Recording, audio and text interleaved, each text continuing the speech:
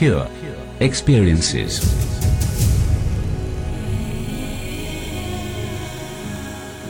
Welcome to the Pure Experiences Podcasts.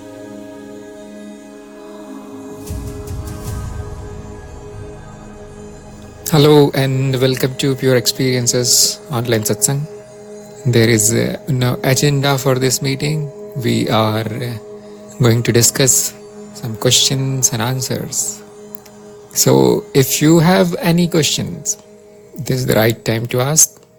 Or if you wish to know more about some other topic, something that was missed in our previous meetings, or you are curious to know about, we are going to warm up a little bit to bring the attention to higher layers of the mind that you can do simply by closing the eyes and shifting the attention to the head, or by saying your Guru Mantra, or by invoking a master, any master that puts the mind in the right place. So I'm going to start the warm-up with some questions that I received online. And the question is, what are the ways of getting something done? What are the ways to get a job done? Now, this may not sound like a spiritual question, not even philosophy, not even remotely related to the stuff that we discuss. So I'm deliberately starting with this question because just a warm-up exercise, but I'm going to answer it from a spiritual point of view. That is, we are going to go into the depth of how to act in this society, in this world. So acting in the world is mostly acting in the society, and human life is about relating with people. We are social animals. So it is very difficult for an individual to survive alone. Even if you are a kind of renunciate or sadhu or something, you will need to go back to the village to get a little bit of oil or spices, salt, something or the other. This is not totally useless for a seeker, this question, because most of us are seekers while being a part of the society. Most of us have not left the society, even though some of us have minimized our interactions. Only those which are most needed, only those interactions we are engaging in. Otherwise, we are with our own practice or our own books or videos or whatever. So, this question, what are the ways of getting something done, is still relevant for a seeker. We are not free from the need to interact with the society. Now, in the mind of the seeker, a lot of stuff is stuffed. By that I mean there are many teachings that are circling in your mind right now. Like, I need to interact with everybody with love only, love and compassion. You see, that is the standard teaching. How should I behave with others? And one very solid canned answer is with love and compassion. There is no other way to behave. And then there must be some more deep kind of people in the spiritual fields who will say minimize the karmic load when you interact with somebody. And that is a highly technical thing to discuss. So what should be my action so that the action is rendered fruitless? How should I act? That is a very big subject. I told you this question sounds so innocent. It's a childish question, but we can take it very, very deep from a spiritual point of view. And there will be some more kind of up in the air kind of seekers who will say, well, nothing is happening, so I don't do anything anyway. So whatever must happen will happen, and I should not even think about how to get things done. There is no doer, nobody to do, and blah blah blah. So depending on the kind of seeker, there will be an answer. And I have found something very funny, that none of these answers will get the work done. That is the problem with these answers. They sound so nice on book, on paper. Totally useless when you are operating in the Maya. Remember, the spiritual principles, the truths, they are totally useless in Maya. It is like you know all the rules of the cricket and you try to apply them in football. Is it going to work? No. In Maya, act with Maya. Play the game. So, I mean, I'm not ashamed of saying that I also answer in the same way, that these answers, you see, love and compassion and all. What else am I going to say? You see, this is the politically correct answer. But today, since this is our chit-chat, this is our Sunday Q&A, and I usually drift away from the standard teaching. Today also, I was thinking about these things because recently I had to get few things done, and none of the spiritual teaching proved useful. And then the mind falls back into habit. Then I tried to get it done using the old habits. So, that produces a lot of suffering. Interacting with people is a big cause of suffering for a seeker. Why is that? Because ignorance. Once you have gotten out of ignorance, even a little bit, the ignorant person is going to become a pain. He is going to be very, very irritating. So, many of you must have had this kind of experience, that you were one of them and life was cool. It was okay, you see. But as soon as you got out of this gutter of ignorance, now you cannot look back there. You don't want to go there back. You don't want to do anything with the world, anything with the people, especially people who are ignorant. By ignorant, I don't mean those who don't have any knowledge of Vedas, Shastras, philosophy. No, not that kind of ignorant. Ignorance is very deep. Ignorance is very basic. Ignorance is not knowing what I am. That's all. And every kind of ignorance then stems out of it. That is the root, and then the whole tree of ignorance sprouts of it. So you can see this ignorance in the behavior of people, and society is nothing but a collection of people on which, unfortunately, I am dependent as a human being, as this body-mind, this illusory structure. Now what? So this is the problem. Your all spiritual teaching will be left without any use. So after some thinking, I came to this very old knowledge, practical knowledge, which many people have forgotten nowadays. And it can be found in the text called Chanakya Niti. So Chanakya is very famous politician, philosopher, and much more.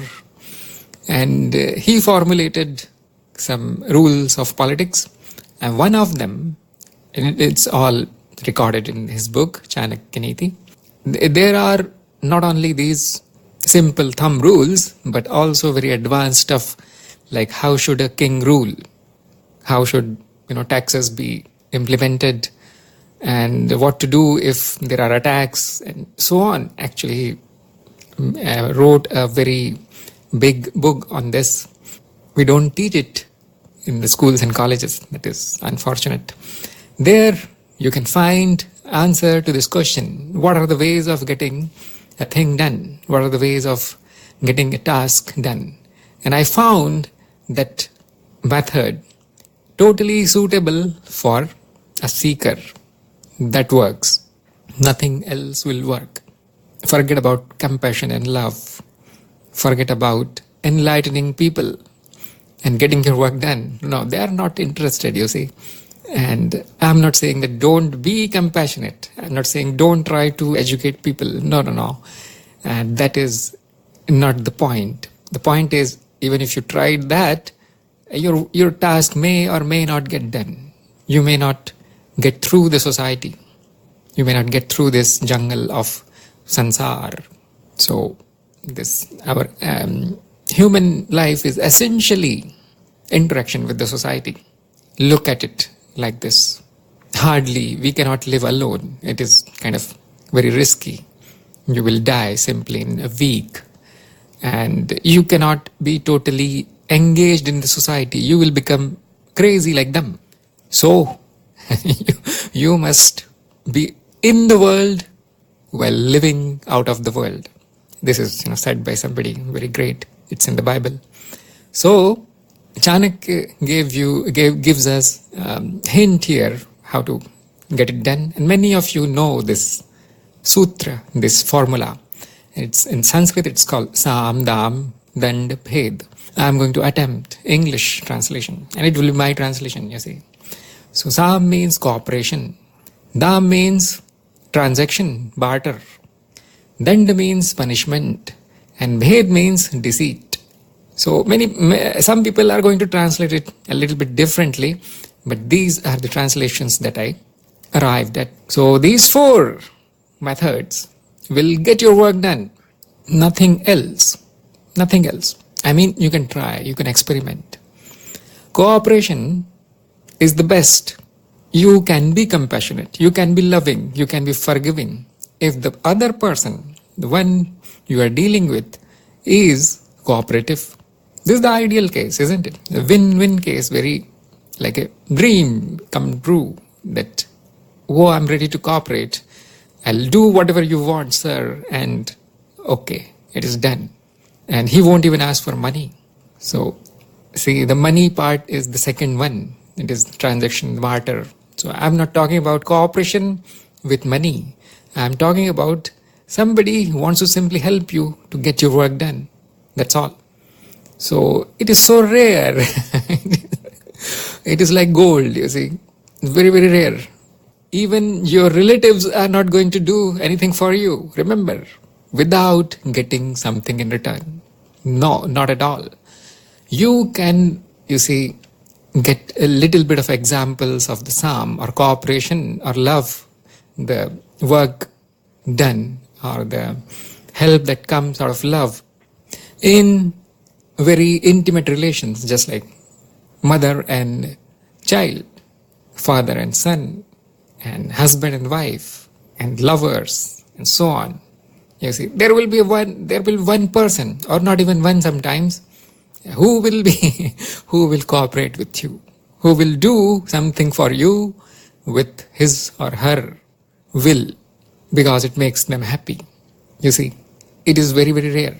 And that also will happen once in a while, once in a 10 times, once in 20 times. Otherwise, they are normal, they are ordinary. When you are in society, when you are in, especially in troublesome situations, when everything is going wrong, then especially you will find that nobody cooperates, nobody. So what should a seeker do? Because this ideal is really ideal. It looks good only on paper, you see. It will happen. I'm not saying there are no such people left in the world who will not do anything for you while love. I'm not saying that. There are, and very, very rare. So the second is the dam, which means a transaction, barter, payment, money, or doing something in return, give and take. Now, my practical experience is only this one works for me. If your friend thinks that you can be useful, he will help you. If they think that you are useless, they will ignore you. And in a relation also, as long as the happiness is coming from the other, well, yes, I'll do something for you. And no, you are not doing what I'm saying, okay, bye-bye. So all the relations are barter relations in human society. Some people will say, no, my father is not like this. My mother is very, very selfless and all. So that they come in the first category then.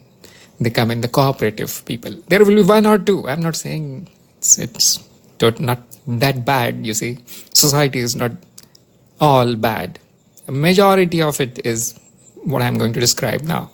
And this will get work done mostly through strangers and people you don't know, and just good people, good social people.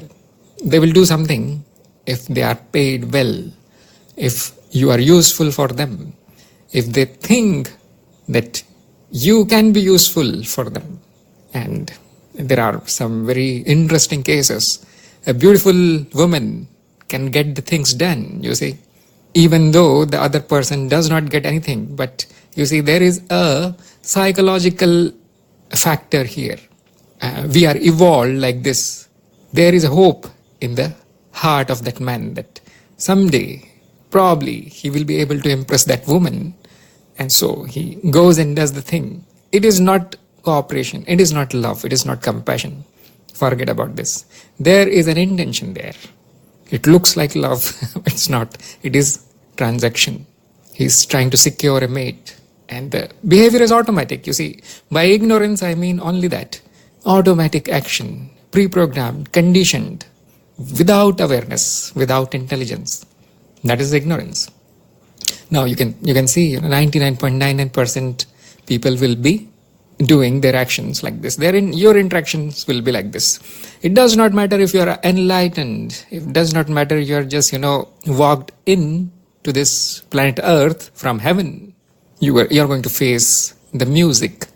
So there is the third formula now, dand, which is punishment. Now they are not cooperative, no love.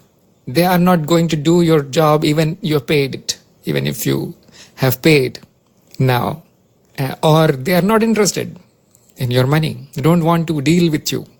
But you have this important work now. So the Chanakya is saying that employ punishment. Actually, he has written these things for a king, instruction manual for kings. So, but I found it very, very useful. I'm discussing this, and this is very entertaining also. So I don't recommend this for seekers. It is recommended for powerful people. Remember, he's telling this to a king. For a seeker, you may be able to use this once in a while. Like your child is not behaving, punish the child. This is how you get the things done. Or you have paid some merchant, some shopkeeper, he is not delivering you goods, or he has given you something, something which is fake, which is a duplicate, which does not work. The parcel came empty. Now you can threaten with punishment. You can say that I am going to go to police. And in your mind, you're saying, well, that is a punishment for myself, not for him. So something like this, you brought a property and then it is not proper. Then you say, I'll go to court and so on. That is punishment. And it works only when everything else fails. Only when there is a fear in the other. You will need to sense this first. Is he going to be afraid, or is he going to come and kill me? Don't use punishment on somebody who is stronger than you. So I don't know what Chanakya said about this, but this is the precaution that you must take. Do not use punishment on each and everybody. They are not going to like it. But when desperate time comes, you can pretend that you are very, very angry and you are going to take a very strong action, which is going to be a problem for the other. So the last one is deceit. And this is not recommended at all. Deceit is not recommended because it does sometimes get things done, but the fruits are very, very bad. It will stick to you. First, there will be a feeling of guilt in your mind that I did something wrong. I lied. I got this work done through lies. Or I blackmailed somebody. Or something like this, diplomatic things. And I benefited. Somebody got, I caused harm. I caused loss to somebody else. And this, from the seeker's point of view, is the lowest kind of trick that you can use. And very rarely you may need to use it sometimes. There are consequences of doing that. So in an order of consequences, the bad consequences, you can say they are arranged. These four things, these four tricks are arranged. So cooperation, no consequences. There are no consequences of cooperation because somebody has done something for you without you asking it. So for you there is nothing, no consequence. Your work is done. And the barter or transaction has very little consequences. You can see that there is a cancellation of actions. Somebody did something for you, you paid money or did something else. Paying money is nothing but, returning the favor, that's all it is. Karma will cancel out as soon as you are paid. And I say pay a little bit more than they deserve so that their account is heavier than yours now. Very little consequences there, but still there are a little bit. And then punishment, as you can guess, there can be consequences. If the punishment is just and fair, then probably you can get away with it. But since this is a violent method, there is violence in speech, there is violence in thought, and sometimes you will need to do real violence, physical violence. So you're causing harm to somebody, even though you can say it is justified because he was not doing that which I wanted. But that's not the proper justification. So it will have consequences, a lot of consequences. And deceit, this is very dangerous. It does look like that there is no consequence for me. I lied, got the work done, got whatever I wanted, and now I'm free. But no, the impression has been made on the mind. The programming has happened. The conditioning has happened. Next time you're going to lie twice. Next time 10 times. The lies cannot be hidden long and the consequences start coming, and to cover them up, people lie even to hide their lies. And under the word deceit, many things come, like knowingly doing harm and calling it a service, something like this. You see, like you go to somebody and pretend that you are somebody else and get your work done. That is also deceit. That is also bhed. So you can go and say that I'm such and such person, I'm son of this and better do my work. And they will do it, but you see, it's kind of very lowly act. And this will stick. This will have consequences throughout lifetime. After many lives, something will pop out in your life. That is why, you see, these yogis and all, they are very cautious, very attentive, very aware when they are doing something. What are they trying to calculate there? What will get returned in my account? whether this is going to free me or whether this is going to bind me. When will it come out? In what lifetime? So they are calculating things like this. So in this order of consequence of the magnitude of harm that our actions can cause to ourselves, these 4 tricks are rated, you see. So for a seeker, never do the deceit. This is, even if your work is very important, let it go. Don't do it, because you are going to get some short-term benefit from getting your work done, getting whatever you are after, but very long-term consequences, very bad consequences for you. You can think about it. You can meditate and introspect about it, why I'm saying that. Dand, or the punishment, we should very rarely, see, once or twice in a lifetime. And most of it should be empty punishment, like a threat, a very oral kind of thing. That is also an action that will also cause consequences. Something can go wrong. Try to punish a wrong guy and it can go very bad after that. So do not get into fights. Now, transaction. It proved very useful, at least for me. Because you are not surrounded by angels, you are not surrounded by saints in this world. very few people are going to cooperate with you. Nobody does anything for anybody here. We are, as a seeker, as an ordinary person, left with only this one mode of operation in the society. That is transaction. Remember, if somebody does something for you out of love, you will need to actually return the favor. You will need to become double loving. You will need to become more compassionate. You cannot simply say, okay, everybody serve me because you love me. No, that is, that is, it is like deceit. It is worse than deceit, actually.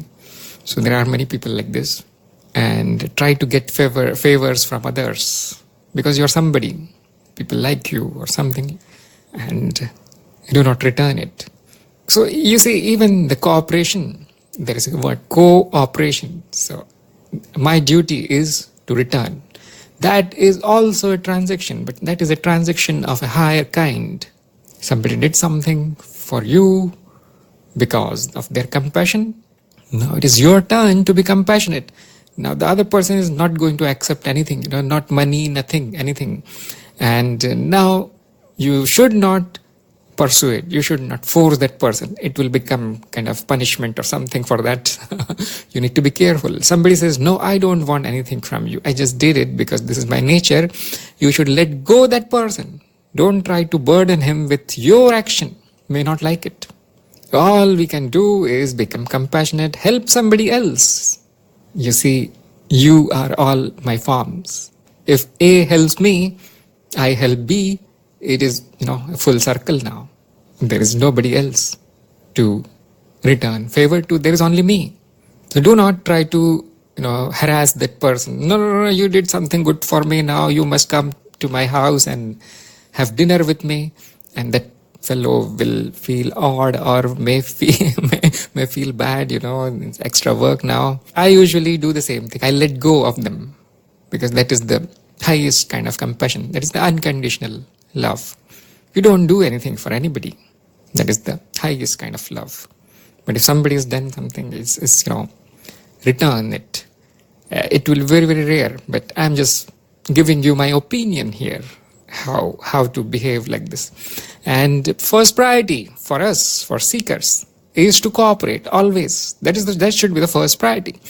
It does not matter if the other people, whether it is your relative, your friend, your office colleague, your, shopkeeper, whatever, it doesn't matter. Our first priority, and including your enemies, if you have enemies, something is really, really wrong. If you hate something, somebody, some community, some country, some class, some caste, if there is hate in your mind, something is really wrong, you see, then these teachings are useless for you. First, you'll need to purify the mind. And then these things are going to make some sense. But you are already doing your purification, and now you want to know how to act. And that's what I'm saying. First priority, cooperation. You do something for others just because it is your nature, just because you see them as my own self. Now you need to be very careful, you see. Somebody comes to you and says, let's rob the bank, let's kill this person, you see. Let's go and bomb this country. You will need to think about it, whether cooperation or not. Should I cooperate here or not? You see, greater good, not the tiny good, bigger good. So it shouldn't be blind cooperation. And the cooperation should not be out of attachment. It should be out of love. If your wife or your child says, I want this much money, I want to buy something expensive. And then if you are attached, you will spend that money. If you are not attached, if you are loving, then you will probably not pay. You will probably not give it. And they will say, oh, you're not cooperative. You are a seeker, but you behave something else. So you just ignore what they're saying. Because you see, they are using deceit to get the work done from you. Once you know that how to use these things, you will start recognizing these same modes of behavior in others. How they try to get things out of you. How they try to get the work done out of you. how they use you. And they will use the same 4 methods. There's nothing else actually. And you can judge the character of the person by simply observing what they use. So the lowliest kind of person is going to use deceit. A little one step higher is going to use force. You see, punishment is force. And a little bit reasonable person will barter, will do transaction. Give me this, I'll give you that. And the highest kind of person, your highly evolved person, will simply cooperate, serve you. So your behavior is now reflected there. Actually, this is my experience also. If you are cooperative, there is a very good chance that the other person will rise to your level and will cooperate with you. At least they will speak sweetly. At least next time you meet them, they will shake your hand. Oh, this is the fellow, he helped me when I was in trouble. How are you? And so on. They will be delighted when they see you.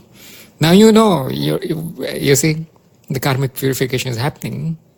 But do not accept the favors. If you do favors on somebody, do not accept it back, because it will go in your account. There will be a bond now.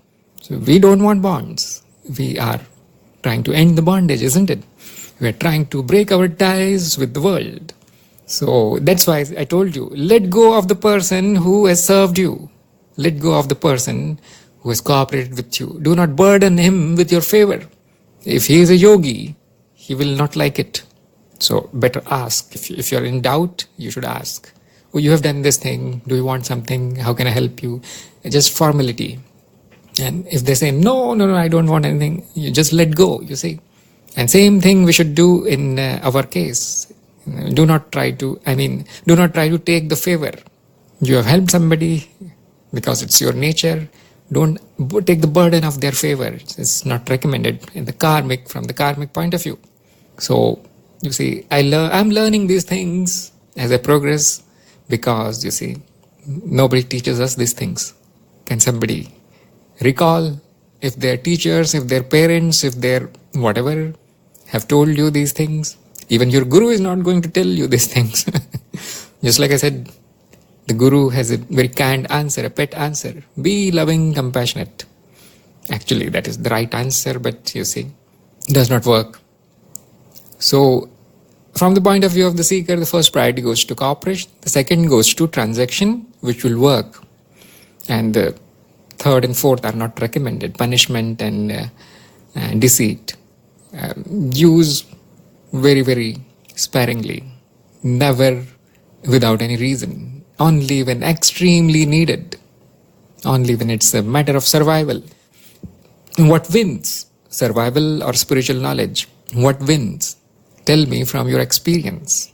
I'll tell you my experience. Survival always wins. It's not, you will need to be kind of a big saint to sacrifice your life for others. That's why we remember them even after thousands of years. This is not going to happen for an ordinary seeker. So survival wins. And these things, they work. And mostly transaction works. You be cooperative to others and you pay them back through any means, you see. Even if it's your friend, he's not going to take money, do something for them. And that will even out the balance. So that was a kind of long answer about what are the possible ways of getting some things done. And if you become aware of your actions, you will see that these 4 modes are being employed. And then now you can, with full awareness, prefer the best one. That will purify the mind. And actually, that will make your life very easy in the society. That is my experience. You will be surrounded with the kind of people that you are. I mean, your nature will be reflected in the others. So if you are using deceit all the time, then you will be surrounded by that kind of people. It is, you can say, law of attraction. If you are using power, you are using force, punishment, you will find that kind of people will love you. You see, you will gather enemies. Enmity is nothing, love, isn't it? I keep thinking of you, killing you. So indifference is better. And I've seen that transaction works very nicely. clears your account also. You will need to earn money, or you will need to become useful for others for that. And cooperation, yes, that is the default action. So that was the answer to what are the ways to get things done in this society, human society, how to live here. And if anybody has any question meanwhile or any comments, please let me know. And then I'll take the other question. Move on to another question, which is a little bit towards the metaphysical side. And the question is telekinesis possible? Somebody asked me recently. And you know what is the answer here. You know my canned answer. You know my pet answer also. This is illusion. This is Maya. Everything is possible. However, not everything is probable. There is a difference between possibility and probability. I learned this from a very great teacher. His name is Tom Campbell. And I'm parroting the answer from him. So, everything is possible here. It happens very rarely. It happens in margins. It happens when there is a good reason, and the probability of that happening is very, very low. So the question was about telekinesis. Now, you know what is telekinesis. It is a kind of very entertaining topic, because most of the cases are fraud cases. Wherever it happens, it's either a magic trick or some kind of fraud is going on.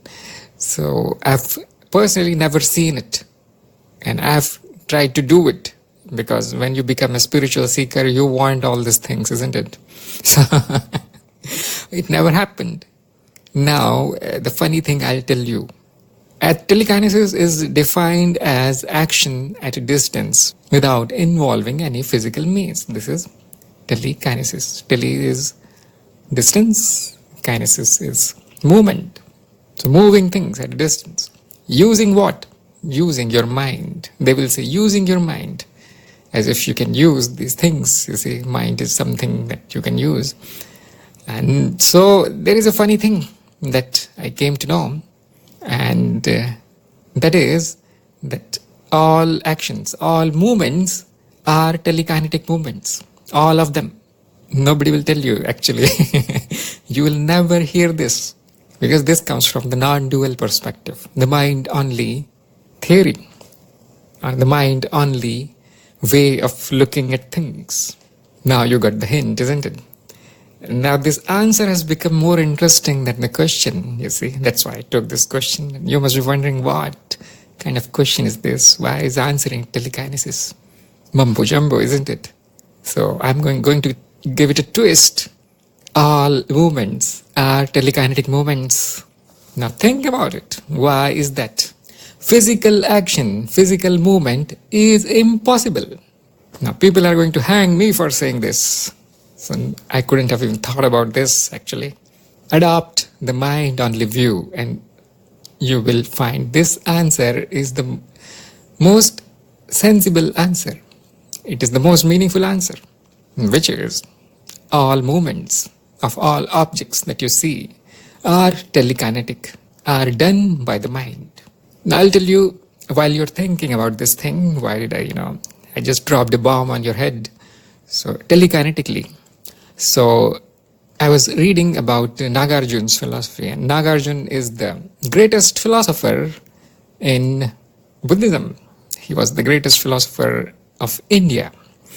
So he says in Mool Madhyamika Karika, his book, his epic on which the Mahayana Buddhism was founded, that the motion is an illusion. Things do not move. I highly recommend you read that book. I have downloaded that copy, one with Sanskrit, one with Pali, one with English. And you read one line and you will fall asleep. This happened to me, because it is so convoluted. It is so heavy philosophy. I've never seen something like this. And it is codified, you see. There are sutras, so in 2 lines you need to write everything. And he will say, before movement, there is no motion. After stopping, there is no motion. There is no motion in between. And so the moved and the movement never happened. Now you will scratch your head and you go to sleep. What are you going to do? What are you going to understand by this? So I had to take help of commentary. Very wise people have commented on Nagarjuna since how many? 2000 years? Something like this. People are still debating what he has said, you see. And amazing things are written in that book, Mool Madhyamika Karika. Actually, I was planning to read the book and record it with my comments like I do usually, but I failed. So I'm still trying. I'm still trying to grasp it. So unless it becomes my own, I do not talk about it. So I can parrot the commentary from this book and that book, but that will also put you to sleep. So why did I mention this story? That because Nagarjuna's view comes from the non-dual perspective. He denied existence of not only objects, but also of movement. What is motion? What is movement? It is change. Change of position. What is position? Now you will be scratching your head. Position is always relative to other position. For the position to change, there must be relative motion. So now you come to that fundamental principle of Buddhism, which is relative existence. Can there be a position without any relation to anything? Is the position absolute? No. That's what Nagarjuna arrived at. Actually, there are 24 or something chapters where one by one he will decimate, totally destroy all common sense concepts. And he will arrive at this conclusion. The emptiness, the essence of everything is emptiness. He has shown this in that book. It is a must read for any seeker. Actually, we do keep hearing these things. Emptiness is the essence of you, emptiness is the... We never actually pay attention. We never take the trouble of finding it out for ourselves. And if you encounter Nagarjuna directly, now let me tell you, warning, it is a big task. It is like a mountain and you are like an ant. Good luck. So go through commentaries, that is. Now go and search on YouTube, get the videos on that. But for once and for all, your all doubts about the nature of everything being emptiness will be solved. That is how powerful that book is. That is why it is not taught to anybody, because it totally destroys the worldview that we have here. So while reading that, while thinking about that, while meditating on that, this dawned on me that, oh well, all the movement is mental only. It's in the mind. All the movement is made up by the mind. So all the movement is mental. It is already telekinetic. Without you doing anything through your body, the mind is doing it. Mind is moving everything. The mind is producing the change out of nothingness, out of emptiness. See, telekinesis is childish thing in compared to this amazing feat that this mind is producing. Although I'm very careful when I say my mind, there is no such thing as my mind. There needs to be an I to own a mind. No, it's the mind. It's the mind. So I am not moving the objects. Please pay attention. This is important sentence. I am not moving the objects using my mind. There is no I, there is no my mind, and there is no will. There is no free will. These things not there. They are concepts, they are ideas. What is there is a mind, apparent, experience. All experience is false. All experience is mithya, which everybody parrots like an idiot, but they don't see it. Why? Why is it apparent? Because it is relative. That's what Buddha said, you see. Actually, not only Buddha, everybody is saying this. All the non-dual philosophies, they will say this thing, that duality Whenever you say position or whenever you say motion, you are referring to something else. That means you are referring to duality. Can there be motion in the unity? Can there be position in the unity? Can there be change in the unity? Can there be an experience in the unity? Is it even possible? You have declared non-dual, Advait. Now are all this Dvait, the double, what's called dual experiences possible? If you say yes, then you take back your claim that it is Advait, it is not two. You take it back. It's false then. So all the experience is relative experience. All the experience is dual experience. One thing defines the other and the other thing defines the next, and the circle is completed by, such relations. So all we see is relations. That's all we see. All the relations are mental, made by the mind.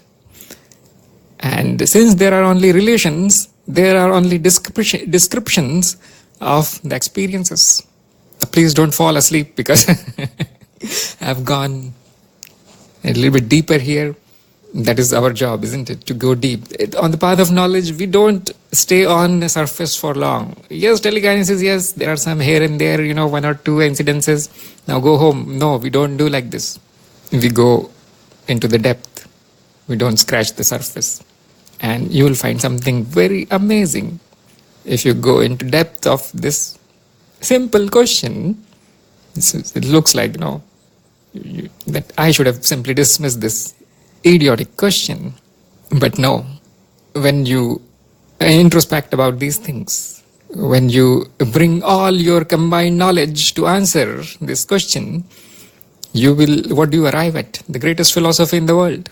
That's where you'll arrive. Now, is it non-dual or is it mental? Which is the right word? You see, and whenever I say mind, I'm actually borrowing from the Buddhism, because in Advait, we don't say this word, mind. There are other technical words for that. So, in Buddhism, there are various dharmas, and they're all illusory, they're all empty. That's what they will say. And the mind is what is being seen. That is all. So, look at this question. Look at the simplistic answer. It is very, very simplistic, you see. Mind is moving stuff. Well, it has never been that anything physical moved anything physical. Never happened. Through forces, through this, and you can notice now all these things are concepts. What are we doing? We are describing a relation between this and that. The whole physics is based on the science. Nowadays, science is nothing physics. So, the whole physics is based on these descriptions of phenomena. Phenomena is nothing but the experience. There are only descriptions. That's what many philosophers will say. Immanuel Kant, he came very, very close to Advait. If you read his philosophy, he will say something like this. Nagarjuna, total, he is kind of boss in this area. He will demolish everything. And not only that, he also demolished the emptiness itself. He said, emptiness does not exist. That is, you see, major accomplishment in human history, isn't it? So, I was telling, yes, it's all relations, all relative, all descriptions. Where are the descriptions? They are made up in the mind. I am not doing it. It is happening, you see. It's because it's not my mind. Yes, there is a process which takes responsibility. Oh, I have moved something. I am using my mind to move everything. The sun and moon are rotating because of me. And that is totally, ignorant way of saying things. That means that a lot of ignorance is there about mind, consciousness, and the world. And the person has not disappeared yet. So that's why all the answers are going to be wrong. As long as there is this person, there is this individual sitting in you, you won't be able to answer any question truthfully. Believe me or not. You can see people attempting answering of telekinesis, let us say. Some will say, well, it takes only a physical force to move something else. The mind is not physical, it's not there actually, so it cannot move it. Some will say, no. Mind is a force. Mind has powers. So it will transmit the power. And I can do this. Look, I'm doing this. And both are wrong. Both views are total BS. Once you see that everything is mind, and the problem is solved. There is no movement, nothing to be moved, nothing is moving, no agency there, no agent there, I am not there, you are not there. There is no will also to move anything. Where is the question now? The question is flat on face. That's what we do on the path of knowledge. We totally kill the question. It is not going to stand up now. Never in your life.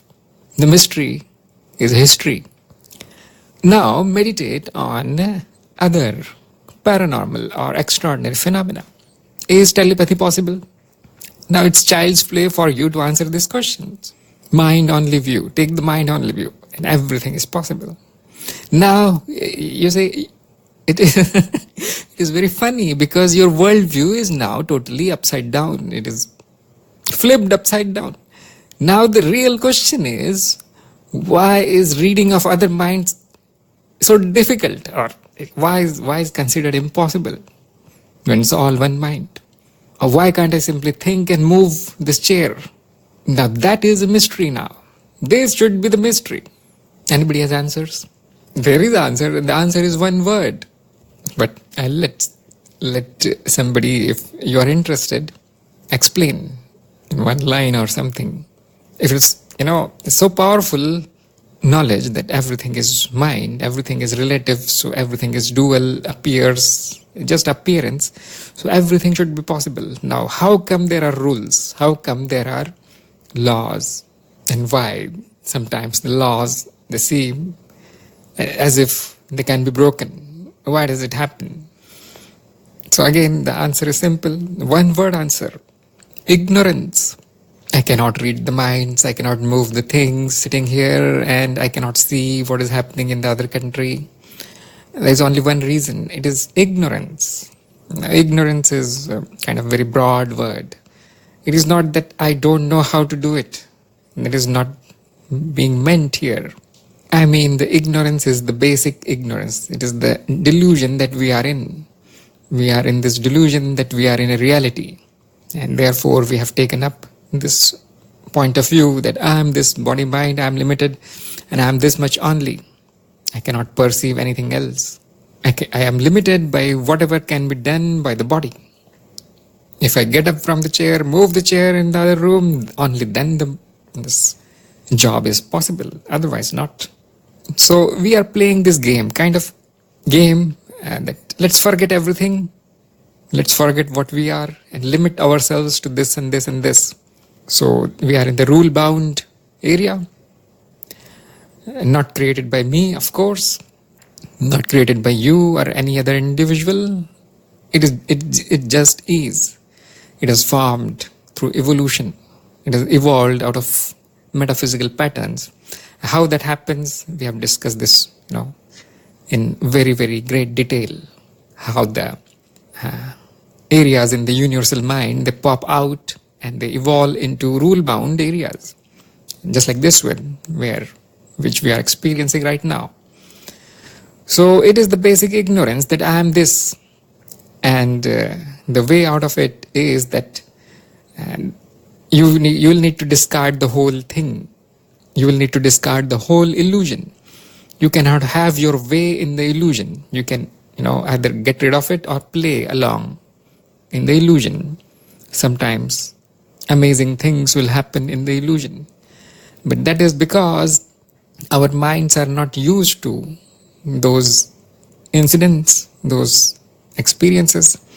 You see, it is the miracle of all miracles that the sun comes up every day. The biggest miracle. It should not happen.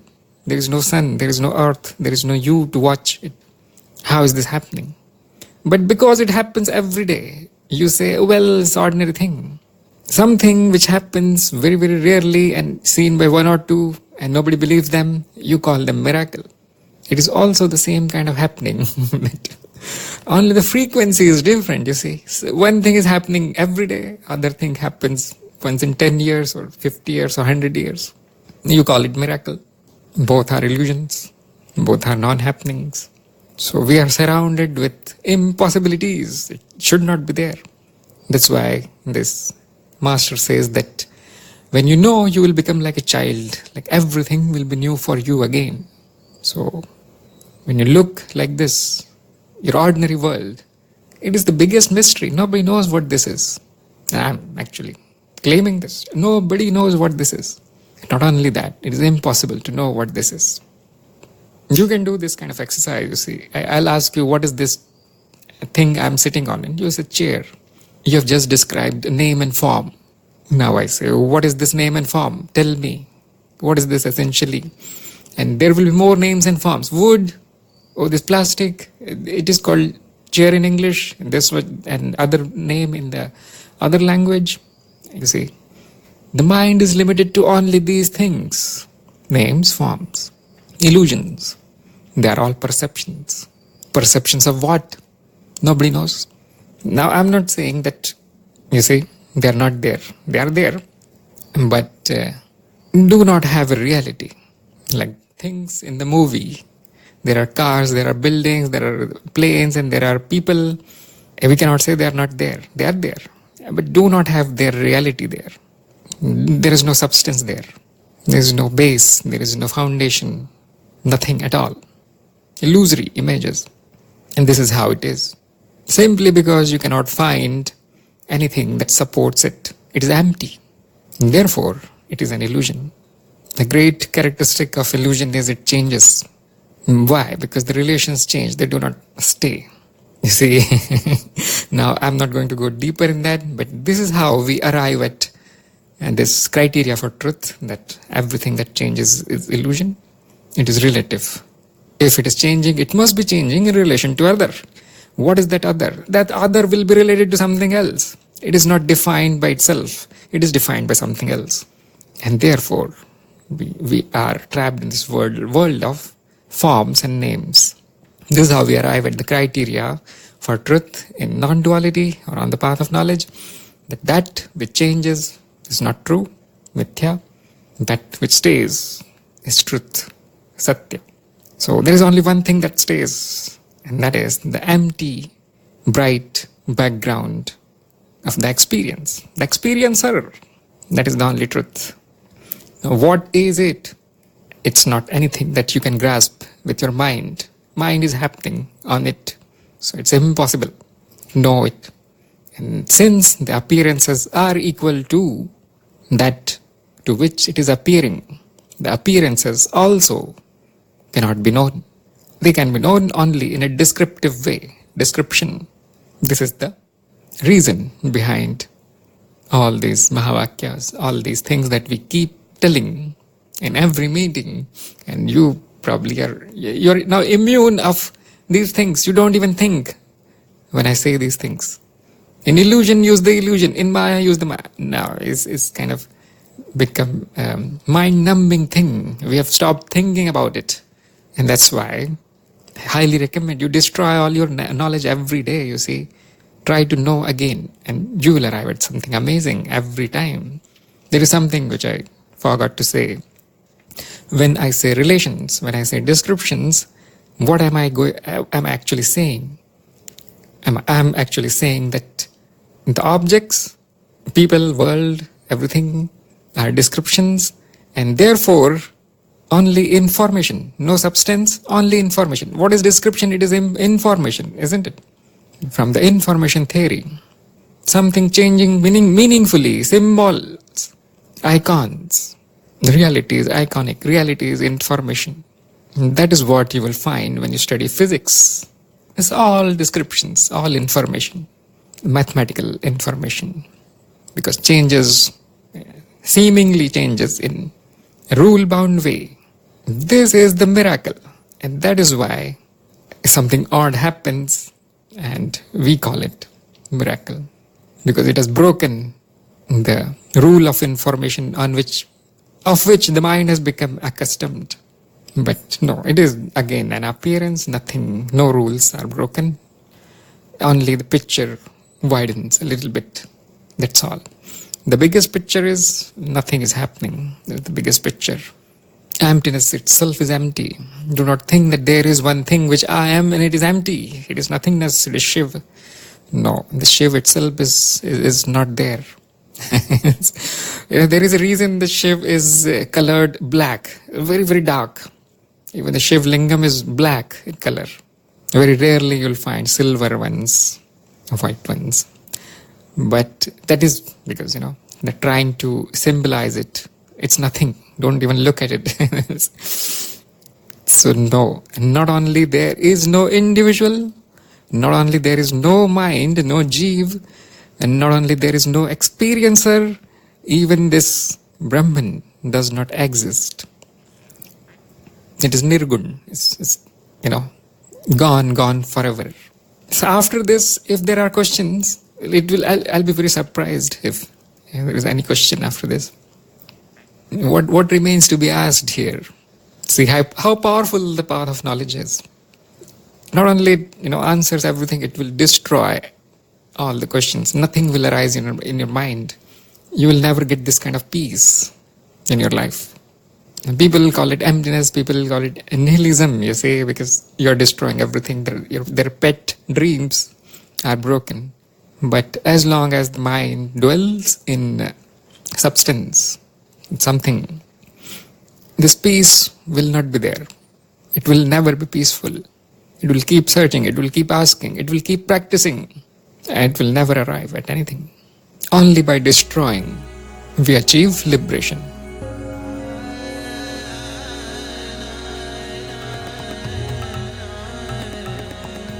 Pure experiences.